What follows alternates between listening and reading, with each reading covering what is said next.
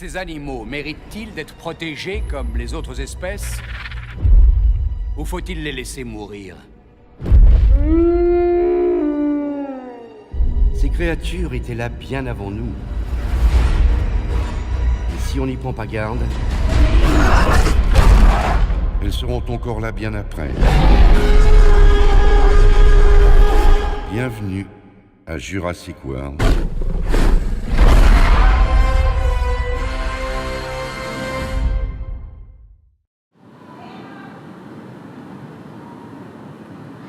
Eh oui, nous revoilà. Quelques minutes plus tard. Quelques minutes plus tard. Ça va faire à quoi à peu près Ah non, quelques minutes plus tard. T'as raison. Oui, On c'est. se retrouve avec On se rend pas compte hein, qu'en quelques minutes, eh bien, 26 avis à vivre sont passés. comme quoi, hein, l'illusion. Hein, est là, D'ailleurs, c'est vrai que c'est notre année à vie à vivre 31. Eh oui, absolument.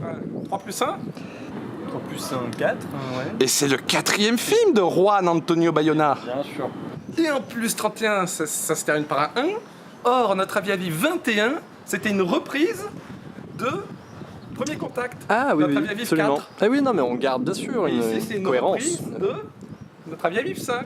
Eh oui. C'est-à-dire qu'en fait, le 41, si on suit la logique, Alors, ça devrait être qui ça La La Land, le retour. Oui. Je ne sais pas si on tiendra à ce grand défi. Mais bon. Non, en tout cas, pour ce qui nous intéresse, là c'est vrai que c'est Jurassic World Fallen Kingdom, le 2e, soit le 5e de la saga, hein, on va dire. Et c'est donc Juan Antonio Bayona qui s'y colle. Ben, autant j'avais adoré Quelques minutes après minuit, autant là. Oh franchement- non, quand même, il y a des idées. Oh, toi aussi, tu te payes ma tête comme lui. Ouais. Non mais attends, au bout d'un moment, faut arrêter d'exagérer, quoi. Je veux dire, c'est pas possible de nos jours de sortir un film pareil. Non mais... Oh bon, moi j'avais envie de sortir la salle 36 fois. D'ailleurs, je suis sorti de la salle 36 fois, j'y suis revenu pourtant parce que je me disais, bon, ça peut être récupéré, mais... non, c'est Quelque chose me irrécupérable. dit que c'est pas tout à fait ton ressenti. Quand je dis qu'un film m'a fortement dégoûté, déplu, je le pense, moi, monsieur. D'accord. Et quand je dis que Jurassic World 2, je l'ai adoré, c'est que je le pense. Ah voilà, les choses commencent à sortir. Je me suis dit, ça y est. La vérité s'impose enfin. Bon, bah, tant pis, hein. Bon, Bon, bah, j'ai adoré. t'as adoré. Eh oui, ben voilà. Voilà, donc autant j'avais aimé Quelques minutes après minuit, hein, je reprends, hein. Autant j'avais aimé Quelques minutes après minuit, bah, autant j'aime toujours Jurassic World 2. Voilà, oui. Bon, après, c'est vrai que quand on voit quelques minutes après minuit, il y avait déjà ce jeu de l'intime et du grandiose, une échelle un peu spectaculaire. L'échelle de Richter. Ça tremblait, oui. Ah, ça tremble à plus d'un titre, il y a une éruption volcanique. Bon, donc là, c'est ça. Oula. Oui, non, faut- Attends, je crois qu'il faut s'en aller, là. Ce que je craignais quand même, c'était que c'est un film de commande. On sent que, forcément, il y a les studios derrière.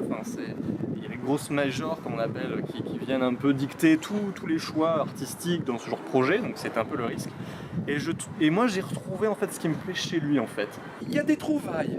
Alors visuellement, oui, donc c'est là on reconnaît la patte de Bayona. Ouais.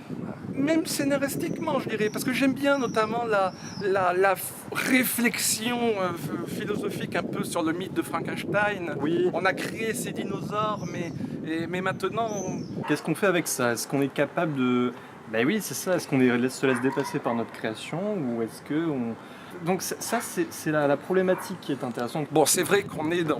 Bon, faut pas se le cacher, on est dans un film de divertissement, voilà. Et puis, le plus souvent, quand tu introduis de véritables dinosaures revenus à la vie dans un film, tu as plutôt tendance à te diriger vers un film grand public où ce sera le grand action effets spéciaux. C'est ça. Il y a des exceptions, je pense. Au détriment, parfois, il est vrai, de certaines réactions de personnages, de certaines situations qui sont un peu extravagantes, quoi, où on se dit, mais c'est pas possible. Extravagant. Oui, c'est ça.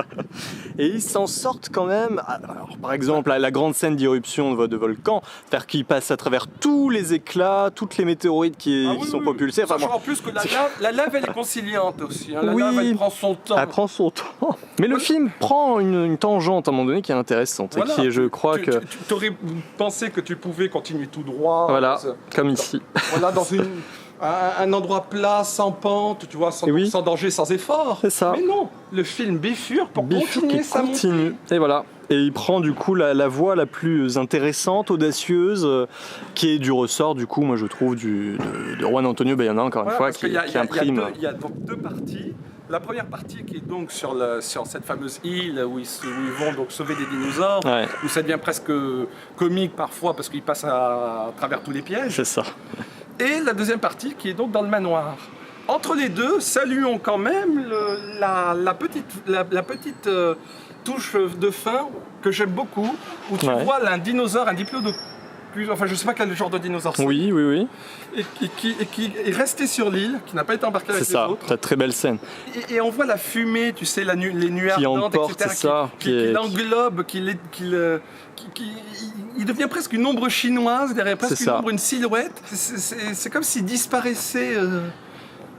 Non mais c'est vrai, et puis d'un coup je trouve en plus que ça scelle, on va dire, le programme émotionnel, je vais appeler ça comme ça, du film, c'est-à-dire d'un coup, l'enjeu c'est donc effectivement d'éviter que les dinosaures ne s'éteignent, et là d'un coup il cristallise en un plan, je veux dire, cette peur-là, cette angoisse-là, on a créé quelque chose, et finalement notre création est en train de s'éteindre, quoi. Et puis ça porte le côté, on a créé quelque chose qui était voué à mourir, pour le faire mourir après, presque. Tout à fait. C'est pour ça que ce film est en deux parties. La première, donc, l'île. L'île, La deuxième, le manoir. Le manoir.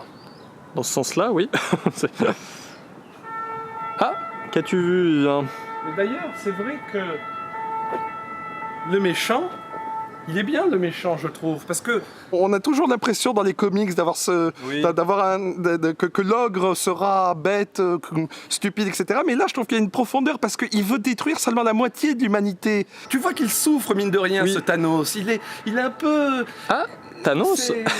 On parle d'Avengers Infinity War là d'un coup. Qu'est-ce qui se passe ? Ah oui, c'était donc là qu'on avait parlé effectivement, Doctor Strange. Et oui. Eh oui, je sais. Non mais revenons peut-être à Jurassic World 2, non ? Oui, je me suis trompé. Je crois que... Je propose qu'on arrête ce délire. Ouais. Enfin, faut dire qu'il y a Star-Lord aussi. Hein, donc oui, après, on peut s'y perdre avec les Marvel, Mais bon.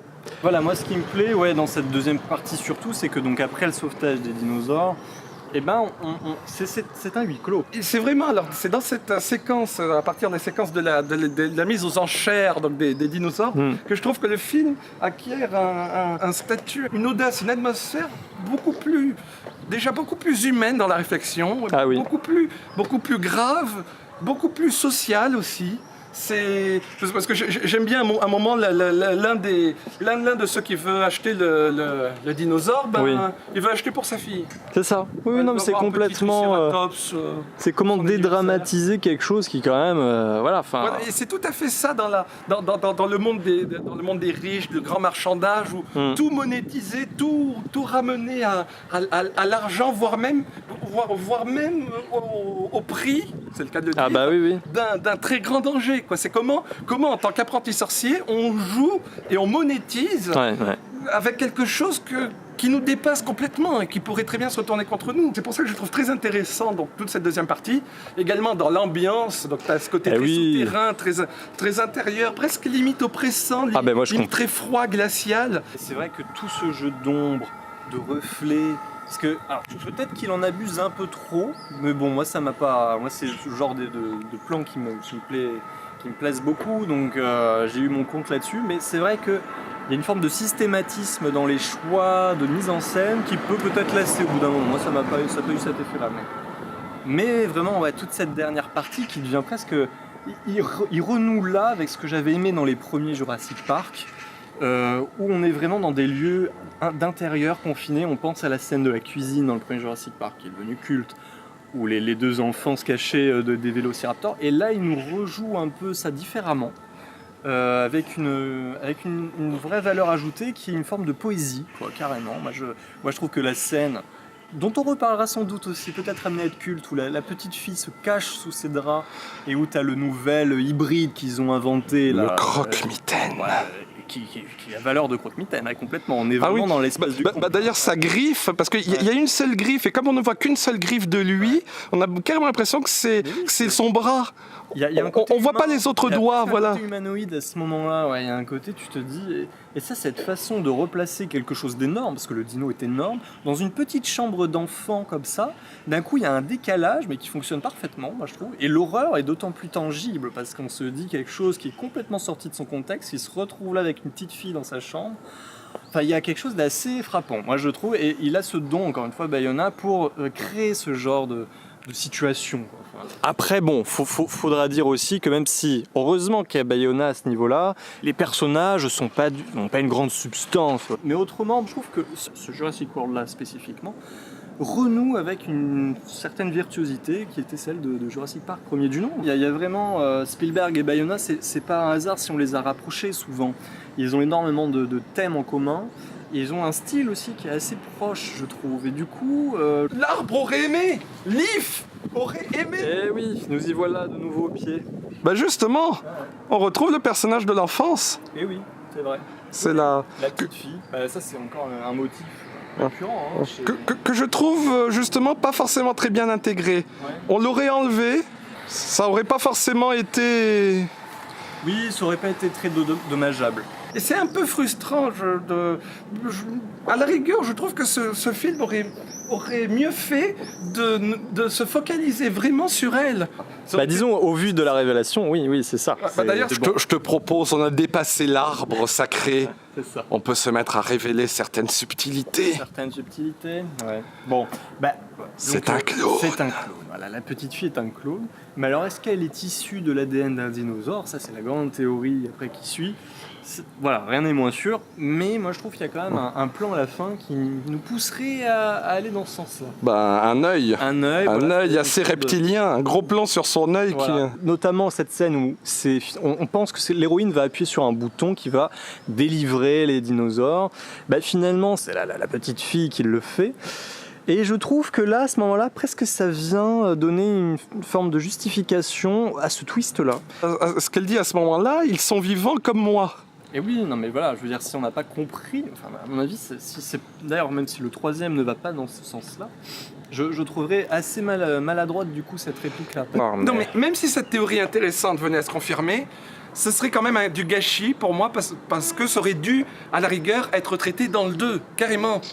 Oui, Dans c'est tous les sûr. cas, que ce soit traité dans le 3 ou que ce soit pas traité dans le 3, c'est un mauvais point parce que dans le premier cas, ben, le film ne se suffit plus à lui-même, et dans le second cas, le film amène des questions comme ça, des scènes inutiles qu'il balance et qu'il laisse dans l'oubli. Mais après, bon, moi c'est vrai que j'excuse toujours un peu les deuxièmes volets parce que j'ai l'impression qu'ils sont pris entre deux zoos et que deux zoos de dinosaures, hein, les zoos, ouais, ça attention. Non, mais voilà, j'ai l'impression qu'ils Ils sont dans un terme intermédiaire où ils doivent composer avec ce qui a été fait avant, et ils doivent quand même un peu annoncer ce qui va suivre. Avec avant C'est ça. et avec après. Et avec après. Donc bon, je lui trouve quelques circonstances atténuantes à ce niveau-là, mais... Bon, à voir. Moi, je dis que ça méritera. Oui, mais en plus, c'est un film presque bouillonnant, pas seulement parce qu'il y a la lave, mais c'est surtout parce que on est en plein hiver, En là. plein hiver et. J'ai drôlement chaud. Ah oui, c'est bah en moi je te hiver. dis pas non plus avec mon manteau là. Ouais. Bientôt, on se croirait en été, quoi. C'est Ah oui. c'est un hiver. Mais serait-on pas en été finalement? Enfin, ou aux portes de l'été? Non, mais à mon avis, c'est le réchauffement climatique. C'est le réchauffement climatique. On est, non, on non. est comme les dinosaures, Non, tu la as prochaine raison. espèce en voie d'extinction. C'est ça. Eh oui. Les saisons se confondent, on ne sait plus. Hein. Non, c'est comment faire. Ouais. Bon, sur ces bonnes paroles, on se donne rendez-vous alors peut-être dans 2 ans. Hein. Je crois que le prochain est prévu pour 2020, enfin bon, ça... Donc voilà, on verra bien à suivre. À suivre. Suivre. Bah, tu peux y aller, je te suis. Par là.